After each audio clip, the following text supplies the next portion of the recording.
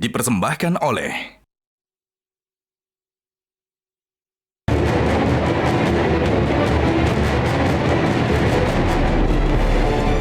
saya, Simon Aloysius Mantiri, sebagai Direktur Utama PT Pertamina Persero, menyampaikan permohonan maaf yang sebesar-besarnya. Kita ingin memastikan bahwa RON 92 dan RON 90 itu benar-benar sesuai dengan ketentuan yang sudah ditetapkan oleh Migas. Kita bersihkan, kita tegakkan.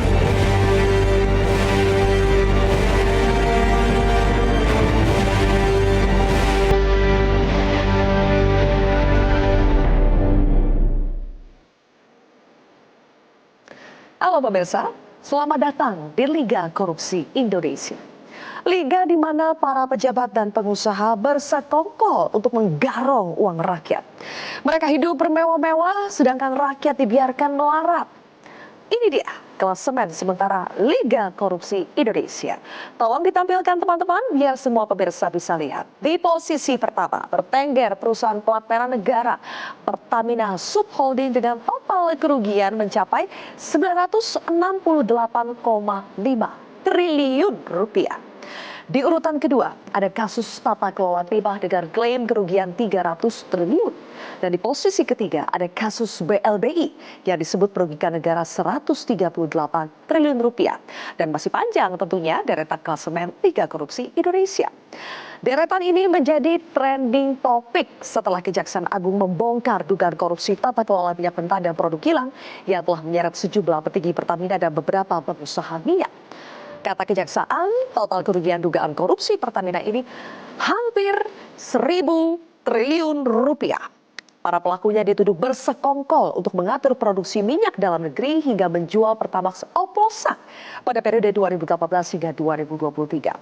Publik masih menanti apakah pelakunya hanya berhenti di 9 orang seperti yang dirilis Kejaksaan atau akan berkembang jauh mengingat besarnya nilai kerugian.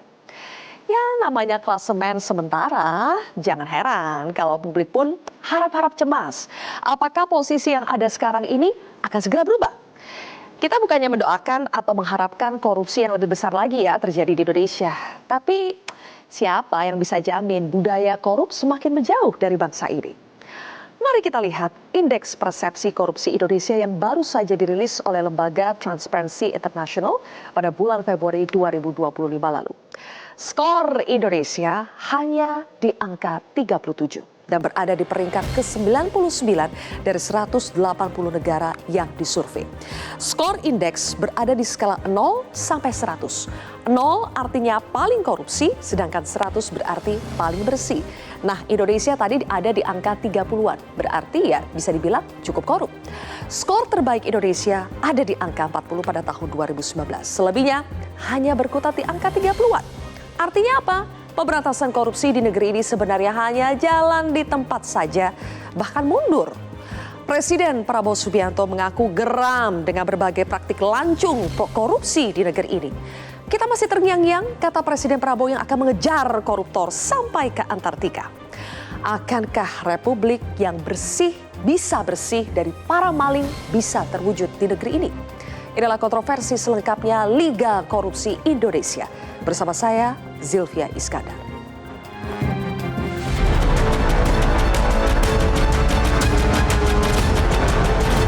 Saya sudah katakan kita harus berani menghadapi dan memberantas korupsi dengan perbaikan sistem, dengan penegakan hukum yang tegas, dengan digitalisasi. Insya Allah kita akan kurangi korupsi secara signifikan. Ada pepatah yang mengatakan, kalau ikan menjadi busuk, busuknya mulai dari kepala.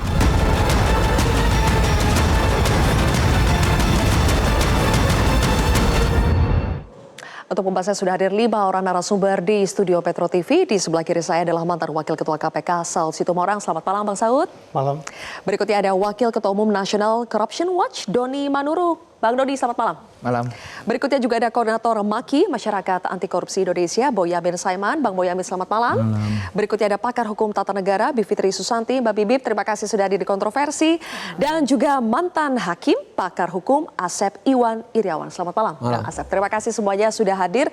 Tapi sayangnya kita harus membahas berbagai kasus korupsi di negeri ini. Bukan kabar baik ya, tapi ya tidak heran juga kalau masih banyak korupsi yang terjadi di negeri ini. Jadi Bang Saud, kalau Kok saya duluan sih? terkaget-kaget Bang Saud, padahal ya memang seharusnya ditanyakan kepada Bang Saud sebagai mantan Wakil Ketua KPK ya. Kalau melihat deretan Liga Klasemen Korupsi Indonesia, masih kaget-kaget gak sih ngelihat ada angka korupsi 1.000 triliun, hampir 1.000 triliun di Indonesia? Atau udah biasa aja Bang? Kalau saya bilang sih judulnya aja udah kontroversi. Harus Iya, sesuai dengan maksud program. saya, kenapa berani-beraninya bilang ini mesti liga gitu?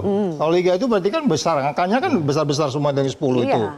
Bahkan kalau kita telusurin itu dari 10 itu kejadiannya di era siapa itu yang paling banyak? Siapa tuh Bang? Ayo lihat aja, hitung sendiri. Di era siapa tuh presidennya? Jangan Lihat aja cuma dari lempar 10 itu. pertanyaan Bang, jawab aja Bang. Pertama, makanya saya bilang tadi, kenapa ini kita bicara yang besar-besar? Padahal kan korupsi itu, kalau kita ini negara tetangga kita yang indeks persepsi korupsinya itu 80, ya kan? Supir truk nyogok supir forklift di pelabuhan, satu kontainer bayar $1, itu jadi masalah KPK-nya negara itu gitu. Kita kok macam bicara yang tinggi-tinggi kayak gini. Itulah sebabnya kita selalu bicara yang tinggi-tinggi, yang kecil-kecil dibiarin. Ambil contoh sekarang kalau kita bicara sekarang ini kecenderungannya gini ya. Di dunia internasional itu sekarang ada yang disebutnya ESG. Environment, Social, Governance. Nah, kalau kita ngerti environment, social, dan governance, itu orang di Pertamina nggak akan keluar dari yang namanya Euro 5. Euro 5 itu adalah nggak ada cerita kamu import itu Pertalite yang 90, karena Euro 5 itu 92 semuanya. Itu syarat Euro 5 yang dikatakan itu adalah untuk menyelamatkan bumi dan seterusnya. Kenapa ini terjadi? Karena memang tadi kita nggak paham yang namanya environment, social, dan governance. Environment yang nggak dipikirin, sosial yang ngaco, governance-nya apalagi? Governance yang benar itu kan selalu transparan, akuntabel, bebas dari konflik kepentingan, fairness nggak nih? Baru kemudian anti korupsi. Jadi memang kalau bilang itu gelap, saya bilang bukan hanya gelap. Oh, bukan Indonesia yang gelap. Of the darkness itu terjadi di negeri ini gitu loh. Maksudnya memasuki masa era kegelapan. Kegelapan. Kita nggak meniadakan apa yang disebutkan oleh Mr. Presiden bahwa dia sangat dan ini nggak pernah kita dengar di presiden sebelumnya loh. Almost every week they talking about anti-corruption. Tapi kan kita nggak mau hanya ngomong kan, iya kan? Tadi kan dibilang ikan busuk dari kepala. Ya. Kepalanya siapa? Ayo kalau kita tanya. Kepalanya siapa? Kepalanya siapa ini? Apalagi kalau kita bicara ikan kenapa busuk dari kepala itu kan karena mulutnya banyak enzim tuh ikan itu. Iya kan? Iya, karena banyak enzim cepat busuk dia. Jadi maksud saya gini loh. Setelah kemudian kita bicara ESG tadi, baru kita bicara detail-detail. Ya kan? Devil is in detail. Masa kita nggak bisa membahas sampai detail apa yang terjadi dengan Euro 5 tadi yang harusnya berada di kepala orang Pertamina sama sekali. Bang Saud, kaget nggak sih kalau misalnya tadi 10 besar ya, itu didominasi oleh perusahaan-perusahaan plat merah negeri kita? Ya itu tadi, mereka tuh bicara ESG, dan mereka juga paham ESG itu, tapi nggak dijalanin. Bahwa masalah environment dan masalah sosial dan masalah governance itu adalah masalah yang harus diselesaikan. Which is itu akan, kalau berintegritas, kejadian ini nggak akan terjadi. Tidak dijalankan karena tidak paham atau tidak mau? Mbak, di antara perusahaan itu saya nggak usah tunjuk, mereka dapat penghargaan ESG tahun lalu. Di pasar modal itu ada memberi penghargaan perusahaan-perusahaan dapat ESG, bahwa dia tuh comply dengan environment, belajar Euro 5, belajar nggak ada timbal dan seterusnya. Jadi mendukung sustainability lah ya? Yes. Tapi itu kan diperbukan, once diimplementasi tetap aja nggak comply dengan ESG yang kita minta itu gitu. Nah, itu sebelum saya katakan kembali lagi, detail-detail itu kita tidak masuk. Baru pertanyaan what next-nya mungkin berikutnya. Gitu. Ya nanti ya Bang ya, disimpan dulu. Kang Asep, Bang Saud udah langsung ngegas aja. Kang Asep mungkin lebih ngegas lagi. Makin kesini kasus korupsi yang terungkap terutama oleh Kejaksaan Agung itu kan makin bombastis, makin ajaib-ajaib nilainya itu Kang Asep. Menurut Kang Asep, apakah memang karena aparat penegak hukumnya yang semakin serius, semakin getol gitu ya menjalankan perintah dari Presiden Prabowo, atau memang praktik korupsinya yang memang makin menggila? Ya, saya mah sudah lama ya, sudah nggak percaya penegakan hukum korupsi. Lihat dari regulasi, implementasi, sustainability, ya regulasi sejak pelemahan KPK. Saya ngambil kesimpulan bubarkan saja loh, KPK udah nggak penting.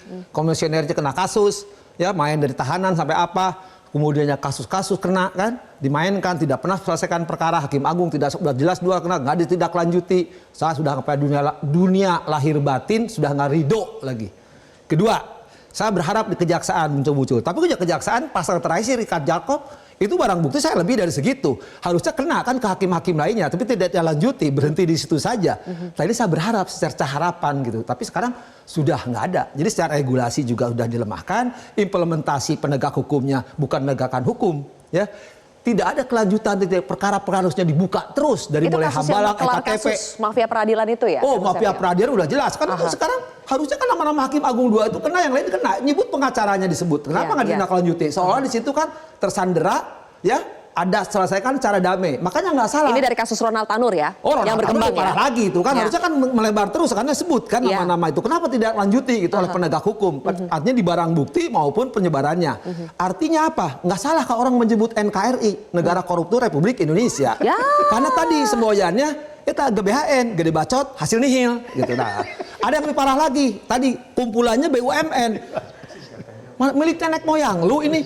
Nah, itu fakta kan. Soal Pertamina itu dari dulu sampai sekarang, ya. Itu jadi mainan. Turun lagi timah. BLI itu apa, kalau BLBI hanya saya yang tinggal satu lagi si Budi yang ketua muda pengawasan yang tahu, yang kita adili gubernurnya, konglomeratnya, obligatornya.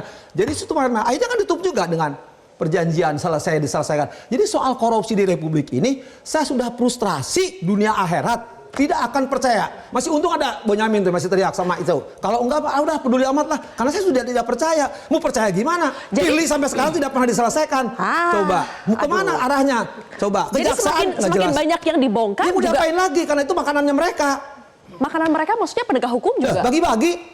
Lah kan kasus kan dibuka harusnya kasusnya. Tadi kasus sudah disebut nama-nama. Paling gampang kan boleh berantakan penyidik, penuntut. Tapi kalau hakimnya sudah terkooptasi, sudah ditunggangi dan tidak diselesaikan, mereka bermasalah dan disebut namanya. Ternyata alma maternya Pak Saud tidak pernah menindaklanjuti bukan kejaksaan. Ya nggak usah diperiksa lah, sudahlah kita bagi-bagi aja barang buktinya. Aduh. Mau ketawa tapi miris begitu ya, Mbak Bibip. Mbak, kenapa perusahaan-perusahaan boleh ditampilkan lagi dong liga klasemennya itu di belakang layar bisa kita Ini liga bisa gajah itu mah. lihat sekali lagi ya. Coba ditampilkan teman-teman. Didominasi oleh di sini ya, di sebelah kiri ya. Didominasi, boleh pindah ke tengah, didominasi oleh perusahaan-perusahaan plat merah. Nah, kenapa sih Mbak Bibip seolah-olah perusahaan-perusahaan plat merah kita malah jadi dalam tanda kutip ya sarang korupsi? Karena memang korupsi itu kan ibaratnya mencuri tapi pakai kekuasaan. Nah, kekuasaan itu letaknya tentu saja di area pemerintahan, DPR dan semuanya termasuk hakim-hakim juga. Nah, sementara BUMN itu juga jadi sasaran empuk untuk mencuri uang rakyat karena mereka menjalankan usaha-usaha dengan uang negara. Jadi kita juga tahu bahwa praktiknya udah lama banget, udah lebih dari 10 tahun saya kira. Kebiasaan dari para politisi adalah menempatkan orang-orangnya sebenarnya untuk membayar jasa waktu pemilu di BUMN sebagai komisaris, terutama komisaris ya, tapi juga sebagai yang lain-lainnya di BUMN. Jadi tidak bersih dari kepentingan politik ya? Oh, sama sekali tidak bersih. Karena namanya korupsi kan memang begitu ya, pasti dia urusannya dengan power. Nah, power dan uang negara itu ngumpulnya memang di BUMN.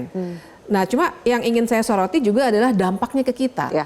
Dan kemarahan kita kan baru tersulut sebenarnya ketika ternyata kita jadi korban langsung dalam hal Pertamina misalnya dan yang lainnya juga saya kira. Ya kalau dibilang kerugian negara, bukannya lebih kerugi kita ya sebagai masyarakat ya? Kalau betul kerugian negara pun uang negara kan datangnya dari kita. Ya. Jadi dua ya, kerugian negara dalam arti uang negara itu datang dari pajak. Tapi untuk kasus seperti Pertamina, kita sebagai pembeli produknya, konsumennya merasa dirugikan secara langsung.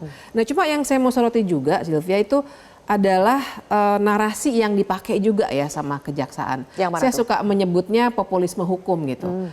Menyebutkan angka yang fantastis, dalam sebuah konferensi pers, pertanyaannya adalah satu, apakah itu benar bisa dibuktikan di pengadilan Perhitungan angka nanti? itu ya. Dan kedua, apakah benar itu seluruhnya adalah kerugian negara yang bisa dikuantifikasi? Karena dalam beberapa kasus sebenarnya itu gagal. Misalnya waktu kasusnya Timah kemarin kan Potential sebenarnya loss ternyata. potential loss gitu. Itu masih bisa diperdebatkan. Tapi baiklah untuk menyulut perhatian kita sehingga kita bisa rame-rame marah, rightfully, karena menurut saya kita memang layak sekali marah karena itu uang kita. Ya. Itu cara yang baik gitu. Cuma hati-hati dengan PHP-nya itu ya, kata anak sekarang ya. Jadi seakan-akan kita diberi harapan ini semuanya akan bisa dibuktikan di pengadilan. Tapi seperti kata Kang Asep tadi, pengadilan juga satu, pembuktiannya belum tentu terpenuhi. Apakah betul itu kerugian negara? Tapi yang kemudian kedua juga aparat-aparat penegak hukumnya, termasuk nanti kita lihat dakwaan jaksa, apakah setinggi itu atau tidak.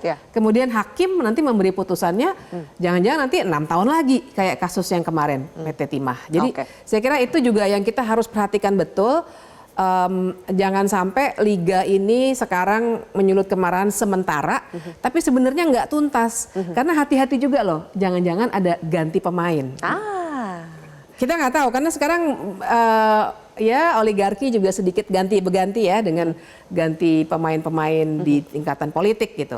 Nah jadi bukannya saya mengecilkan apa yang dilakukan oleh kejaksaan, tapi artinya kita harus lebih kritis untuk melihat ini. Apakah misalnya cuma sekian orang yang sudah dipajang oleh kejaksaan yang akan diusut, jangan-jangan berhenti di situ sebagai tumbal.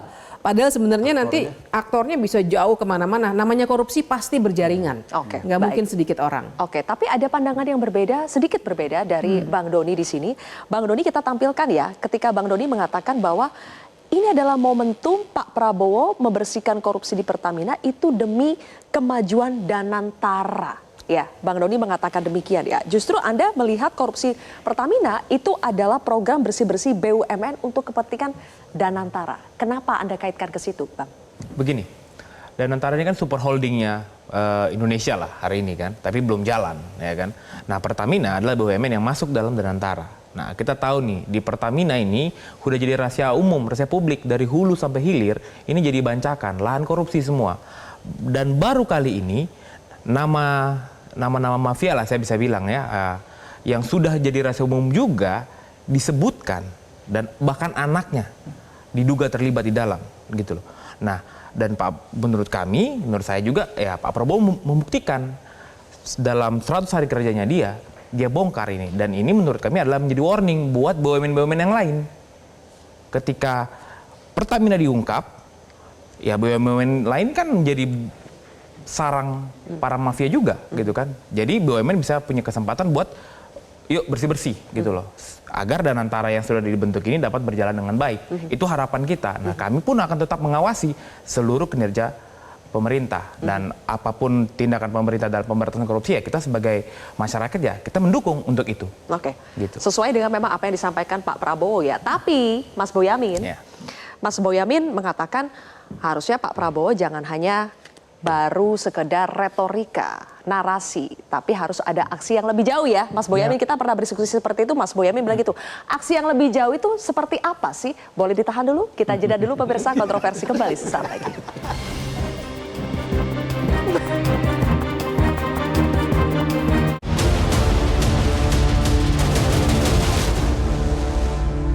Dipersembahkan oleh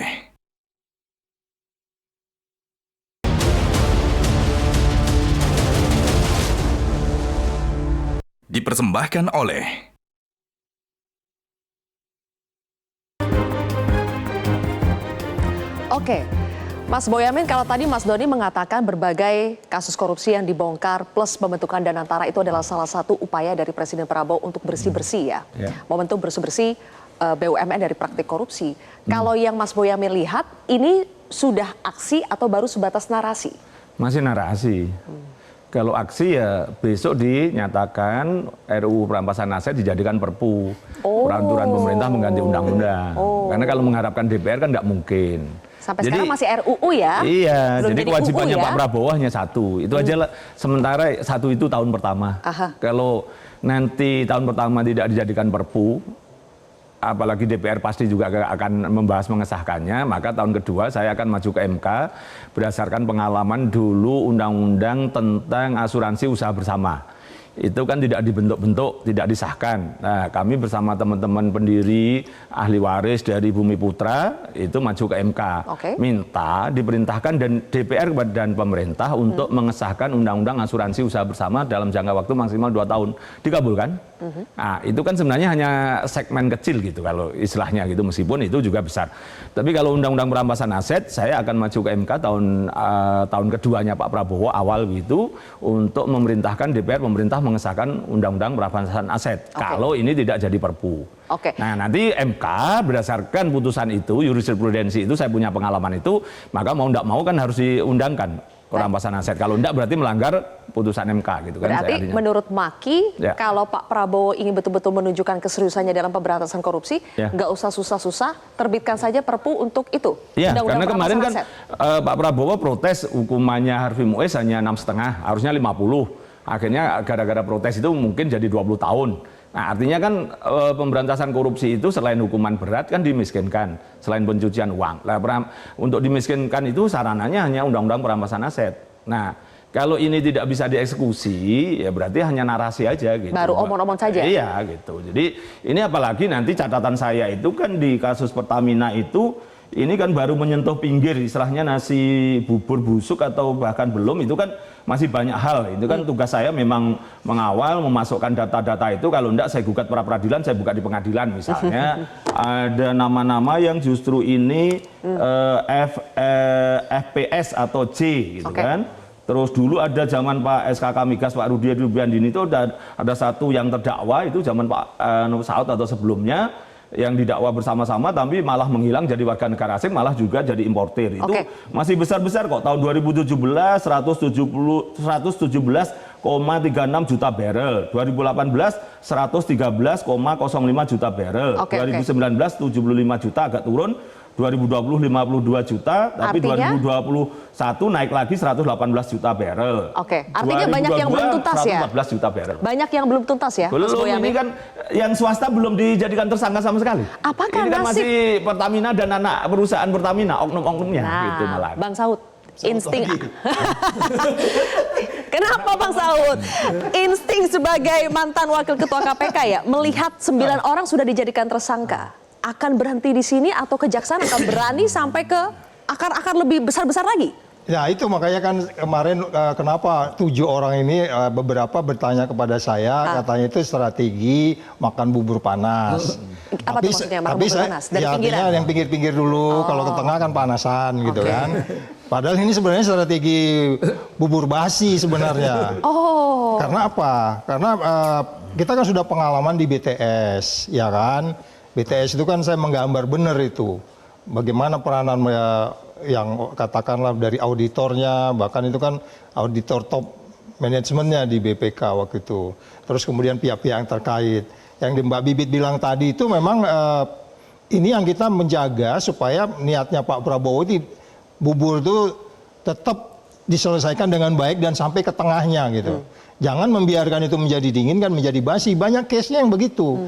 Ambil contoh yang ketika saya masih di KPK itu kan ada yang kasusnya terkait dengan Petral. Petral itu udah kemarin ada di media katanya buktinya kurang dan beberapa masih di Singapura. Kalau menurut audit yang saya baca ketika itu audit dari auditor dari luar ya gitu ya, yang menunjukkan bahwa itu kita nggak ada keraguan bahwa dalam proses lelangnya pun jadi bermasalah. Ketika proses lelang bermasalah pasti ada sesuatu. Dan itu ketika itu kita karena itu saya ingat bulan 11 tahun 2011 kita udah mentersangkakan BI ya, namanya BI ya. Yang itu memang dia udah jelas terimanya berapa. Terus kemudian pertanyaannya apalagi yang mau dicari bukti? Masa kita berani mentersangkakan orang terus bukti kurang gitu loh. Sampai hari ini orang itu belum diadilin. sudah saya daftarkan pra peradilan kemarin Senin, minggu depan mestinya mulai sidang pertama untuk Petrel. Pak Saud jadi saksi ahli deh nanti deh. Sudah membahas ini. Ini kong kali kong tapi untuk hal yang baik ya. Saya malah ditanya orang, bagaimana Pak Saud kok bisa menunjukkan Kordamenta yang mengaudit itu waktu itu. Mas Boyamin ini ingat ya, rame itu kan. Oke. Dan kita pontang-panting benar mencari itu. Dan sekarang sudah itu terjadi, makanya tadi kan Kang Asep bilang tadi alma mater saya gimana gitu kan. Ya kalau kembali ke Mas Boyamin, dia kan nuntut di perpukan itu tadi. Kalau saya bilang perpu pertamanya undang-undang KPK dulu, Pak Prabowo. Iya. Kenapa? Iya. Biang keroknya karena revisi undang-undang KPK itu. Jadi iya dong. ada pelemahan pemberantasan ini pura-pura nggak tahu nih, gue pulang nih. Saya harus bukan pura-pura ya, saya harus belaga tidak tahu. Narasumber harus nanya. Karena harus bertanya kepada narasumber yang menjawab. Atas 19 loh. Dikurangi 1 jadi 8. Oke, jadi justru kalau mau diperpu, undang-undang KPK-nya duluan. Yes. Atau mungkin paralel deh. Hari yang sama biar keren nih Pak Prabowo nih. Pak Presiden ini dengar kalau Pak Prabowo nonton nih. Bikin perpu KPK sama yang tadi itu perampasan aset. Saya yakin cita-cita Pak Presiden untuk mencapai ekonomi tumbuh 8% bisa tercapai. Karena kita akan dengan KPK kembali, kita pompa supaya indeks persepsi korupsinya 60. Kan sekarang masih 37. Ya. Masa di Jawa Timur Leste Pak Presiden? Nah, oke. Semoga didengar ya, Bang ya. Kang Asep, setuju Kak dengan 2 perpu saja, Undang-Undang KPK dan RUU Perampasan Aset, itu bisa minimal itu 50% urusan korupsi dalam negeri itu bisa tuntas dengan itu. Tadi saya akan kembalikan lagi, bukan setuju lagi, sangat setuju lahir batin harus keluar. Tapi saya tidak optimis. Yang muncul bukan perampasan aset, tapi perampasan asep. Satu. Asep Iwan Setiawan. Kata di kata Fitri sama itu kan. Saya udah bukan bubur lagi ini mah. Apa? Hanya di bibir. Di bibir di PHP-in tadi kata Fitri kan. Makanya cuman omong-omong tadi ya. Hanya nyampe ke kutu kupret yang dipajang tadi, yang kecil-kecil, tidak nyampe ke kutu loncat. Tahu kutu loncatnya? Itulah pengusaha jadi penguasa, pengusaha jadi pengusaha. Itulah para kutu loncat, harusnya nyampe sana. Kalau cuma kutu kupret dipajang-pajang, ya esok juga itu lagi. Ya PHP tadi, maka semua hanya di bibir saja, bukan di bubur. Ya syukur masih bubur, coba kalau di belakang bubur. Aduh, jangan itu. Ya nyata undang-undang KPK itu perlu juga dicabut revisinya. Ya sekarang kelihatan jadi penonton kan. Nggak usah lah, KPK dibubarkan bentuk badan baru karena saya sudah nggak percaya. Percuma perlu nyamin kembali ke undang-undang lama Pak Asep. Orang-orangnya sekarang siapa orang-orangnya? Sekarang ternyata kan zaman dulu kan tidak terikat, sekarang orang terikat, harus upacara dan sebagainya. Dulu orang bebas, kita masih bela ya Fitri kan. Kalau sejak pelemahan ngapain? Bubarkan, sudah nggak percaya lah. Sudah dikembaliin Kang. Iya dikembali, tapi jangan itu lagi gitu kan kembali mah. Personelnya. Orangnya diganti juga, otomatis toh. Sekarang kan seleksinya harusnya Pak Prabowo yang tanda tangan. Seleksinya kalau panselnya udah ditentukan siapa coba? Dulu Sri Kandi, buktinya hasilnya sudah jelas zaman Pak Saud kan. Saya yang meriksa kok sebagai direktur, ketemu dengan Gubernur Nusa Tenggara Barat, kepilih. Akhirnya coba, mana sejarah KPK? Hampir semua kena, kecuali teman saya si Nawawi Molangu itu enggak. Dewasnya. Sekarang dewasa, saya bisa preteli, yang teman saya. Ya apapun, tapi KPK sekarang jadi penonton, Pak. Itu salah satu revisi undang-undang KPK. Dulu KPK dibentuk karena nggak percaya kejaksaan sama polisi. Kalau KPK-nya lebih parah urusan tahanan, urusan komisioner, bubarkan, ngapain ada KPK? Kita lihat ini ya, ada pesimisme, kemudian ada public distrust juga. Mbak Bibip, ini kan bahaya buat negeri ini. Ada pesimisme, ada public distrust. Misalnya dalam kasus Pertamina. Tadi sampai digelar konvers, sampai ada jargon, jangan ragu untuk membeli produk dalam negeri. Pertamax kita, ya kan? Lucu penyidik sama yang diperiksa kok konvers. Nah, jadi ada public distrust seperti itu sehingga negara juga akhirnya kalang kabut kan? Bagaimana ini kan sudah gawat. Apa yang bisa dilakukan negara kalau sudah seperti ini ada pesimisme, ada public distrust, harus dimulai dari mana? Ternyata dengan pemberantasan ini tidak membuat masyarakat kita tenang, malah semakin gaduh. Ya, kegaduhan ini pasti dibutuhkan dulu untuk membongkar semuanya. Karena kalau nggak ada kemarahan publik, saya yakin ini juga bisa sampai 5 tahun lagi mungkin nggak akan selesai kasusnya. Mudah-mudahan dengan ada kemarahan publik ini jadi lebih terpecut lah begitu untuk lebih cepat. Tapi memang nggak ada jalan lain selain dua undang-undang yang mestinya dikeluarkan secepat mungkin, dengan catatan KPK-nya memang harus KPK yang dulu. Orangnya juga bukan pimpinan yang 5 sekarang menurut saya. Jadi benar-benar di reset dari nol seperti zaman dulu, betul begitu ya. Kayak ngisi bensin ya, dari nol. Dari nol kayak ngisi bensin. Bensinnya bohong, pertalit pertama. Tapi kemudian juga yang kita harus perhatikan itu, memang kita bongkar dulu semua ini karena begini, jangan salah, bukan hanya publik loh yang marah, investor juga kabur. Karena investor juga merasa bahwa ini negara mana nggak ada kepastian hukum, orang mau bisnis tinggal nyogok-nyogok aja. Mereka akhirnya pertama yang bersih nggak akan mau masuk sini karena mereka juga terikat dengan undang-undang anti korupsi di negaranya masing-masing yang melarang untuk menyogok, seperti undang-undang anti korupsi di Inggris, di Amerika, kan mereka nggak bisa nyogok di negara lain. Tapi yang kedua juga mereka merasa benar-benar nggak ada kepastian. Kalau misalnya mereka udah sukses berbisnis di sini, ada saingan yang mungkin lebih dekat dengan kekuasaan, mereka akan terdepak dengan sangat mudah gitu. Nah, jadi solusi sih saya kira nggak ada jalan lain selain benahinya secara sistemik betul. Tidak bisa tuh kasus sekedar untuk showcase, sekedar untuk dikonferensi perskan, memicu kemarahan publik, tapi nggak ada perubahan yang sifatnya sistemik. Sampai kapan kontroversi mau terus-menerus bikin liga seperti itu? Kita juga sebenarnya kan nggak senang ya, karena liga itu kan mestinya penuh dengan keceriaan, kegembiraan, penuh dengan gitu. prestasi. Kalau ini kan memalukan sebenarnya. Ini one prestasi. Jadi jangan case terus, harus sistemik betul. Tapi di sisi lain dari National Corruption Watch, dari Bang Doni masih melihat ada optimisme dengan munculnya Danantara. Dan sebagian publik merasa khawatir lagi, jangan-jangan Danantara juga akan kembali menjadi sarangnya praktik korupsi. Tolong nanti ditanggapi ya Bang Doni, tapi kita harus jeda terlebih dahulu pemirsa, kontroversi kembali sesaat.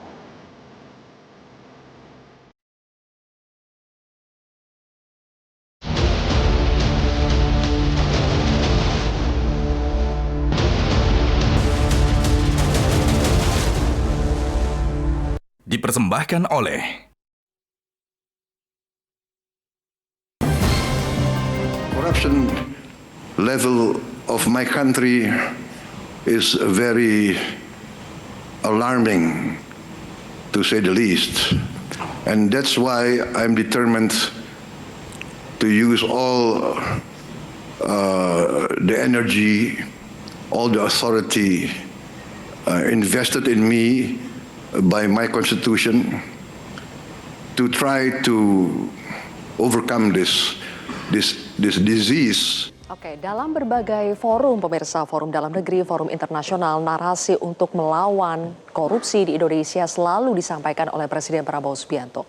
Bang Doni, tadi Anda mengatakan pembentukan Danantara adalah salah satu komitmen Presiden Prabowo untuk membersihkan BUMN kita dari praktik korupsi. Makanya dibuatlah Danantara. Tapi sebagian masyarakat merasa justru ini bisa saja menjadi ladang korupsi yang baru. Apa tanggapan Anda soal itu? Danantara dibentuk untuk menaikkan taraf ekonomi kita menjadi 8% ya. Itu menjadi targetnya Pak Prabowo.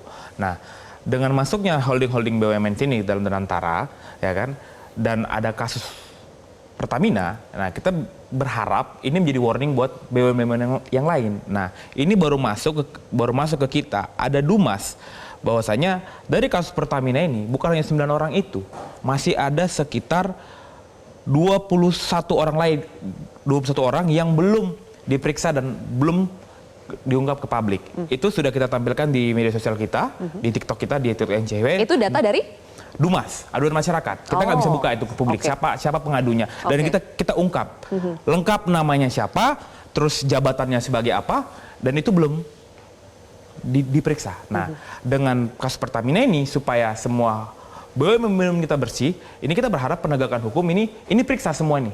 Dan data itu akan disampaikan kepada Kejaksaan Agung? Kejaksaan Agung, kita akan sampaikan itu. Kita pun dari 2 tahun yang lalu, kita sudah menyuarakan berbagai macam kasus korupsi. Kita suarakan melalui media sosial kita, melalui gerakan kita suarakan itu ke publik, bahkan sampai ke pemerintah. Nah, kalau kita melihat dari sini, kalau ini bisa diperiksa dan aparat penegak hukum semuanya komitmen untuk usut tuntas ini sampai ke hulunya, saya yakin BUMN kita pasti akan bersih. Dan Danantara ini juga ya bisa menjadi lebih baik, dapat menjadi harapan masyarakat dan juga harapannya Pak Prabowo itu Tapi sendiri. syaratnya itu ya, setidaknya dari kasus Pertamina ini harus dibongkar dulu sampai Bongkar sampai tuntas. akar-akarnya dan kita sepakat untuk itu. Oke. Kalau itu benar dibongkar sampai tuntas, baru kita punya harapan untuk kasus-kasus Nah, lainnya justru ya. itu kami National Corruption Watch, kami akan terus mengawasi. Baik. Kami akan terus menyuarakan supaya aparat penegak hukum bekerja, bergerak, ungkap semuanya. Baik. Kami akan sediakan semua adunan masyarakat itu. Oke, sebetulnya setiap presiden berganti kita selalu mendengarkan kok narasi bahwa akan melawan korupsi, menegakkan hukum di negeri ini, ya kan, Bang Saud? Itu jualan yang paling Nah, dalam setiap kampanye itu selalu kita dengar, ya kan? Ya. Tapi apa yang terjadi ketika kita melihat indeks persepsi korupsi? Boleh ditampilkan lagi teman-teman. Pada tahun 2024 ya, tahun lalu kita hanya berada di peringkat 37, berada di ranking 99. Bukan hanya 37-nya yang harus kita lihat, tapi fakta bahwa posisi Indonesia itu berada di bawah negara-negara ASEAN. Seperti Vietnam, Timor Leste, Malaysia, Singapura, kita berada di bawah mereka. Nah, Bang Saud, apa yang menyebabkan pemberantasan korupsi di Indonesia mau setiap presiden berganti, tapi IPK kita di situ-situ saja, stagnan, bahkan cenderung mundur. Kenapa? Ya, ketika dia mau mencalonkan diri jadi pemimpin pun dia sudah menyadari bahwa sebenarnya pekerjaan beratnya di situ gitu. Apa yang kita sebut sebagai extraordinary crime, di situ kita harus zero tolerance. Dia paham bahwa kalau nggak zero tolerance tuh nggak bisa. Itu yang saya bilang tadi, jangan lihat yang besar-besar ini gitu. Kita ambil contoh ya, kenapa angka 37 itu keluar, itu kan sebenarnya ada 13 institusi di dunia ini yang menilai perilaku korup setiap negara di dunia. Tapi Indonesia kadang-kadang ngambil 8, kadang-kadang ngambil 9 institusi, dirata-ratain keluar angka 37 itu. Ambil contoh yang dilakukan oleh Economist Intelligence Unit. Dia tuh menilai sampai sejauh apa auditor kita bekerja. Ini auditor kita bekerja nggak nih? Mereka akan melihat, masa sih sampai angka kuadrutriliun itu nggak kelihatan? Rp1 aja itu auditor bisa tahu loh sebenarnya kalau dia bekerja benar. Ya. Nah makanya Economist Intelligence Unit pasti akan ketawa. Oh gede banget angkanya kok nggak masuk. Mudah-mudahan tahun depan kita tidak turun karena auditor kita seperti itu. Pada bagian lain yang nilai yang lain adalah Varietas Demokrasi. Varietas Demokrasi menilai kita, tadi kan ada 9 institusi itu termasuk salah satunya Varietas Demokrasi. Kita pertama tahun kemarin dinilai 25. Tahun ini turun jadi 22, bayangin Mbak. Ya. Dari 1 sampai 100 kita 22. Apa yang dinilai? KPU-nya kayak begitu. Ya kan? Ada anak yang belum cukup umur jadi pimpinan partai. Itu dinilai, egalitarian partai itu dinilai. Egalitarian partai seperti apa? Pencalonan partai. Kemudian kemarin ada pimpinan partai yang penggantian antar waktu oleh KPU-nya nggak ribut lah dalam kaitan Hasto lah gitu ya.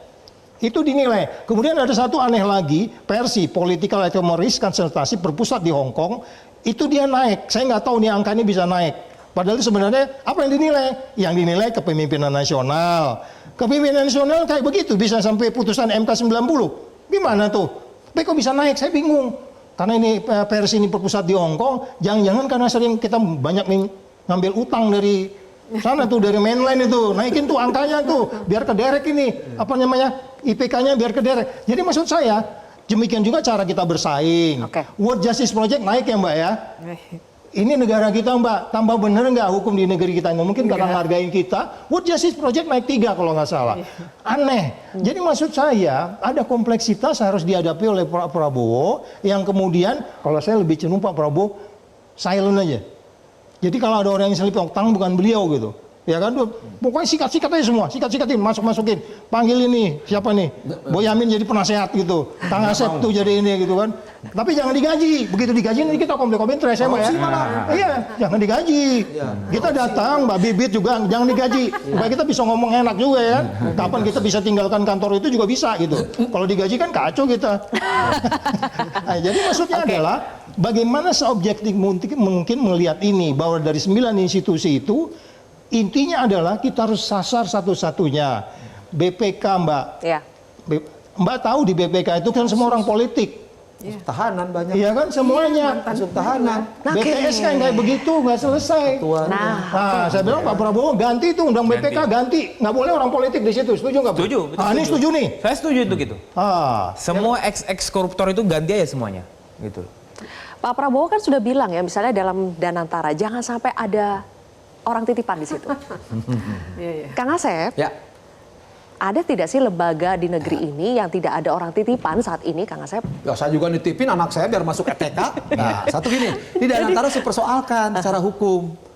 Lembaganya, badannya, kan itu kan ada bank-bank dan BUMN, ya. Itu bermasalah loh secara hukum. Keberadaan lembaga mubadan, ya, atau berbentuk PT harus berbadan hukum, ya itu hati-hati. Karena di situ ada bank-bank yang masuk dan sebagainya. Satu. Kedua, menyangkut kepengurusan. Secara yuridis itu bermasalah loh itu Danantara. Ya, kenal pengurusan pertanggungjawaban. Mau kemana tuh pertanggungjawaban? Kan lucu di situ ada pesawat Dewan Pembina, mereka juga ngerekap sementara badannya masing-masing dikumpulin kayak holding itu. Ini hati-hati pembentukan Danantara. Jangan sampai Danantara dana sementara untuk saudara-saudara. Pasti baru cari tadi tuh singkatannya ya. Enggak, dong di PPK dengan beliau. Nah, satu apa itu. Danantara? Itu perlu dicatat. Jangan sampai sementara untuk saudara-saudara. Jangan sampai ya. Jangan sampai. Maka saya bilang tadi badannya, pengurusnya, organnya itu hati-hati secara kelembagaan. Karena jangan sampai kita belajar dari beberapa negara tentang paling dekat lah Malaysia. Kemana itu akhirnya? Walaupun tujuannya baik, tapi kita sering kejadian bagaimana holding-holding itu ujungnya hanya pengumpulan tadi, dana sementara tadi, jangan untuk saudara-saudara kan. Itu harus secara yuridis dan kita juga berpikir ke depan. Saya setuju dana dikumpulkan. Apa sebetulnya Kementerian Keuangan. Tapi kan hilang juga BLBI. Kemana itu nggak jelas. Tapi yang lebih penting dari itu sekarang, kalau saya lebih setuju tuh dengan Erick Thohir. Apa? Masa kalah PSSI? Ini penegak hukum perlu dibenahi. Jangan PSSI aja pemainnya naturalisasi. Sekarang penegak hukumnya naturalisasi. Kita bahas itu lebih jauh ya. Mbak Bibi sama Mas Boyam nanti diberikan tanggapannya soal itu. Sesaat lagi pemirsa tetap di Kontroversi.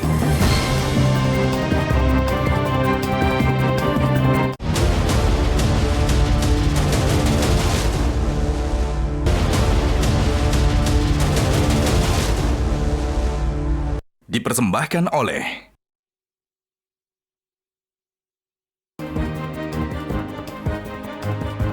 Dalam konferensi pers hari ini, Jaksa Agung mengatakan koruptor Pertamina ya, dalam kasus Pertamina itu bisa saja dijerat dengan hukuman mati. Karena waktu itu periodenya 2018 sampai 2023 itu adalah masa ketika kita COVID-19. Jadi, Mas Boyamin, hukuman mati bagi koruptor, apakah itu solusi juga untuk bisa mengurangi praktik korupsi di negeri ini? Ya, salah satu lah kira-kira gitu. Jadi, memang kita kan hukuman ringan, dapat remisi, bebas bersyarat, terus uang pengganti itu tidak pernah dipraktekkan. KPK aja ditanya itu, uang pengganti berapa persen? Nggak sampai 5% itu bisa dieksekusi gitu. Apalagi menyangkut menggugat harta perdatanya gitu. Nggak ada cerita-cerita begitu. Jadi ya, hukuman mati salah satu solusi. Selain juga misalnya tata kelola, misalnya gitu kan, kita ini kan harusnya levelnya kan mencegah rembes atau tiris, tapi kita kan bocor kan gitu kan, bahkan jebol, ada korupsi kerugian 80% gitu. Nah, inilah tugas sebenarnya pemerintah termasuk Presiden Pak Prabowo membuat tata kelola yang baik untuk uang masuk tidak bocor lagi, pajak, bea cukai, terus kemudian royalti, terus juga uang keluar itu tata kelola yang baik tidak bocor lagi. Itu yang utama di situ kan, pemberantasan korupsi itu kan di pencegahan. Jadi seperti ini Pertamina ini kasus yang justru masyarakat justru percaya tentang sekarang tidak ada lagi oplosan. Tapi saya tidak dengar tadi misalnya supplier atau pemborongnya yang melakukan itu belum diputus kontrak, belum didenda 5%, belum di blacklist, kan harusnya begitu gitu kan. Misalnya dijelaskan kemarin oplosannya atau blendingnya itu bagaimana selama 5 tahun itu. Terus sekarang sudah diputus kontrak, itu kan belum ada. Saya yakin belum diputus kontrak sampai detik ini. Saya yakin kalau toh dia menjadi pemenang lagi atau ditunjuk lagi, ini kan penunjukan langsung, maka pasti masih menyuplai barang itu. Hanya bahwa dipastikan tidak ngoplos. Padahal kan tidak itu gitu loh. Kalau tata kelola yang baik kan kemarin sumber masalahnya ini kan salah satunya monopoli. Ini kan sudah cerita lama, sudah 20 tahun yang lalu. Sebenarnya dari kasus Petral itu KPK bisa mengembangkan ini, maka ya setidaknya apresiasi lah kepada Kejaksaan Agung membongkar ini, menyentuh ini supaya nanti kita menuntut bisa menjadi karena Kejaksaan Agung itu bagian dari pemerintahan, memaksa untuk tata kelola yang baik. Oke, baik. Mbak Bibip, terakhir kalau Presiden Prabowo memang serius ingin memberantas korupsi di negeri ini harus mulai dari mana dan harus fokus di mana, Mbak Bibip?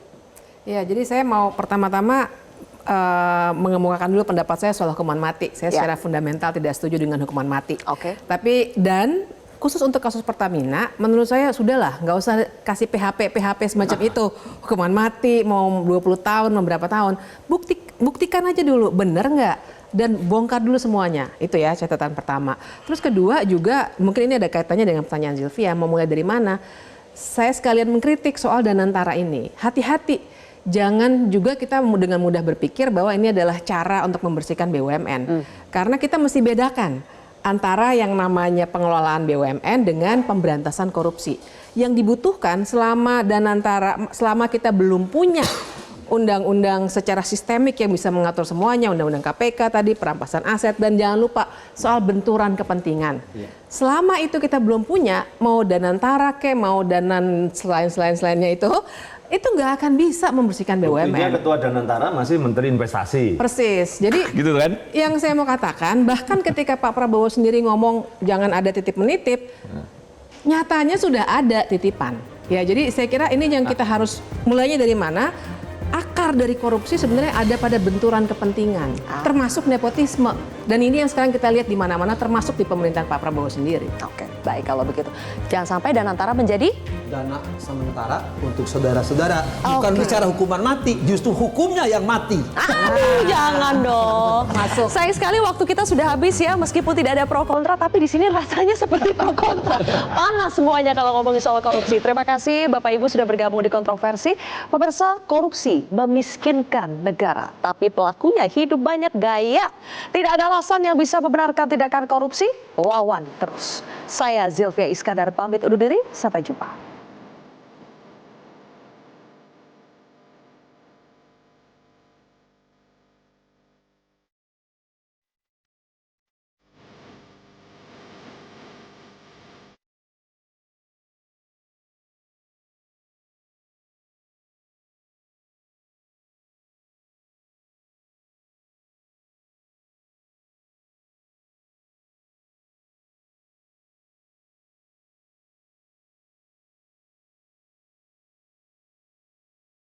Metro TV.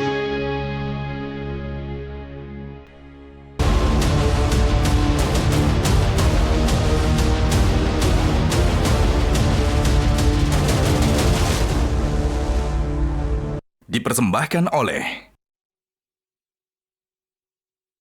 Jelajahi cara baru mendapatkan informasi. Download Metro TV Extend sekarang.